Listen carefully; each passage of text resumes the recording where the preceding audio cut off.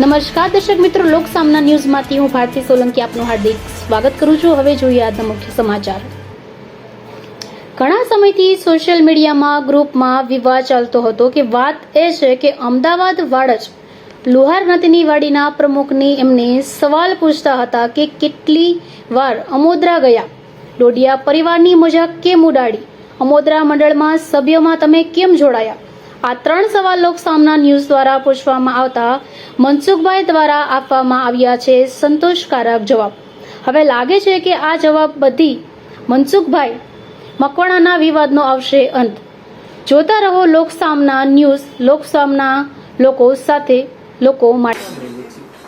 લુહાર સમાજના વોટ્સઅપ ગ્રુપમાં ઘણા સમયથી જેમના નામનો વિવાદ, જેમના નામ પર ટિપ્પણી થઈ રહી છે એવા વાડજના પ્રમુખ એવા મનસુખભાઈ મકવાણા આપણી સાથે ઉપસ્થિત છે। તો આપણે મનસુખભાઈ પાસેથી જાણીએ કે આ વિવાદ શા માટે ઊભો થયો છે। મનસુખભાઈ, સુરતથી અમુક લોકો જે છે એ તમને તમારી ન્યૂઝમાં ઘણી ટિપ્પણી કરે છે કે ભાઈ મનસુખભાઈ મકવાણાએ જોડિયા પરિવાર વિશે કંઈ મજાક મસ્તીમાં કંઈક બોલ્યા છે, તો એ બાબત તમારું શું કહેવાનું છે? ભાઈ, મારું કહેવાનું એક જ છે કે કોઈ બી પરિવાર બને XYZ, એના કોઈ પેલું નથી, પણ પરિવાર બનતા હોય ત્યારે એક જવાબદાર વ્યક્તિ હોય જે અમદાવાદમાં બાપુનગર નરોડાના પ્રમુખ છે દીપકભાઈ ડોડિયા। જો આવી વ્યક્તિ સુધી આ વસ્તુ પહોંચતી ના હોય અને તમે ખાલી પરિવાર પરિવાર પરિવાર કરતા હો તો એનો મતલબ શું? જે સમાજમાં વગદાર વ્યક્તિ છે એ લોકો સુધી આ વસ્તુ પહોંચવી જોઈએ। અને તમે 4-5 વ્યક્તિ ભેગા થઈને તમે પરિવાર બનાવો એ યોગ્ય છે? દરેક સિટીમાં ખબર પડી જોઈએ કે ભાઈ ડોડિયા એટલે આ વ્યક્તિ આ વ્યક્તિ આ વ્યક્તિ એવી મોભેદાર વ્યક્તિ હોવી જોઈએ। હવે આપણે 4-5 બેઠાના પરિવાર બની જોઈએ, પરિવાર એ રીતે બને ના બને। એટલે મેં ભાઈ દીપકભાઈ ડોડિયાને એ જ સવાલ કર્યો, દીપકભાઈ તમે આ એક સુરતમાં છે રાજેશભાઈ ડોડિયા, એ તમે ઓળખો છો? પહેલાં તો એ કે મને હું સદંતર ઓળખતો નહીં આ ભાઈ રાજેશભાઈ ડોડિયા કોણ છે? ઓકે, કશો વાંધો નહીં। તો મેં તો કંઈક સાંભળ્યું છે કે ટૂંક સમયમાં ચોટીલામાં ડોડિયા પરિવાર ભેગો થવાનો, તમે કે તમને કોઈ આમંત્રણ છે, તમે કોઈ ફોન ટેલિફોનિક વાત કરી કે આ તે? ના, એવું કશું છે। પછી મેં એમને એક સવાલ કર્યો, મેં કીધું ભાઈ આ પરિવાર શેના માટે ભેગા થાય છે? એ ભાઈને કેવું હતું કે કંઈક હશે કે માતાજીના મઢ હશે કે સુરાપુરાની જગ્યા હશે, આ તે એના માટે। મારો કહેવાનો મતલબ એ હતો, એ ભાઈને કોઈ દીપકભાઈને બિલકુલ અજાણ હતા કે પરિવારવાદ શું છે એ તેમને બિલકુલ ખબર નથી। એક અમદાવાદના પ્રતિષ્ઠિત વ્યક્તિ જે બાપુનગર નરોડાના પ્રમુખ છે દીપકભાઈ ડોડિયા, જો એમને જ આ વસ્તુ ના ખબર હોય તો પરિવાર બનાવવાનો ક્યાં મતલબ? એટલે કહેવાનો મતલબ જ્યાં બી જાય XYZ પરિવાર બનાવે એના મોભીઓને ખબર તો હોવી જ જોઈએ કે એને કોન્ટેક્ટમાં રહેવું જોઈએ, પછી થાય કે હું તમે 4 બેઠા પરિવાર થઈ ગયો।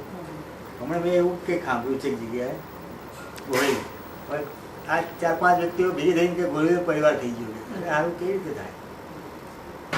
હવે તમને સૌરાષ્ટ્રમાં, દક્ષિણ ગુજરાતમાં એવી જગ્યા કોઈ જગ્યાએ તમે ઓળખતા જ નથી જે વ્યક્તિ, ત્યાં સુધી તમે પહોંચ્યા જ નથી, તો પછી તમે કેવી રીતે પરિવાર બનાવી શકો? હવે બીજો સવાલ એ હતો કે આ લોકોએ તમને ઘણા વખત આ લોકો સવાલ કરતા આવ્યા અને આમોદરા કેટલી વાર ગયા, આ સવાલ તમને શા માટે કરે છે? હવે આમોદરામાં કેવું હતું ભાઈ કે હું ઘણીવાર અવારનવાર જતો, એ ટાઈમે હું પ્રમુખ નહોતો, આ પ્રમુખ થયા પછી એટલે મારું નામ પ્રચલિત થયું સમાજમાં।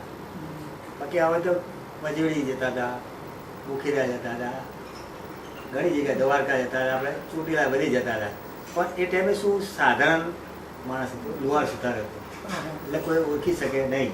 પણ જ્યારે હું પ્રમુખ થયો હું અને બાય ચાન્સ તારા બધાની સાથે સારો મેળાપ હતો, આ તે હતું, તો મને એક સાધારણ સભ્ય તરીકે લોકો લીધો, મને કમિટીમાં નહોતું લીધું, કોઈ કમિટીમાં મારે જવાની જરૂર બી નહોતી। પણ આ વસ્તુના હિસાબે એ લોકો મને કે તમે કેટલી વાર ગયા, એ કંઈક કથા કરી હશે તો હું કંઈક કામથી નહીં જઈ શક્યો, બાકી અવારનવાર તો હું જતો હતો મોટા તો જગ્યાએ, અમરેલી બી જયેલો છું ઘણી વાર। આપણા સંત છે એ મને ખબર જ છે કે ભાઈ આ સંત આપણા છે અહીંયા છે તો એમાં એ લોકોને સવાલ કરવાનું ક્યાં છે? હું કેટલી વાર જાઉં છું અને એ કોઈ મોટા નેતા નહીં કે જે મને સવાલ કરી શકે. મજૂરીના ટ્રસ્ટી મંડળે નહીં કોઈ મને આ સવાલ કર્યો તો એ કઈ વ્યક્તિ છે જે મને સવાલ કરી શકે? પછી આ લોકો તમે અને મેહુલ કારેલિયા બેનીને આગળ સભ્યમાં લેવામાં આવ્યા હતા. એની સામે કંઈક આવા સવાલ ઉઠવામાં આવ્યા હતા. એમાં શું મેહુલભાઈની જે બી હોય XYZ વાત આપણે એમાં બહુ પડવા માંગતા નથી.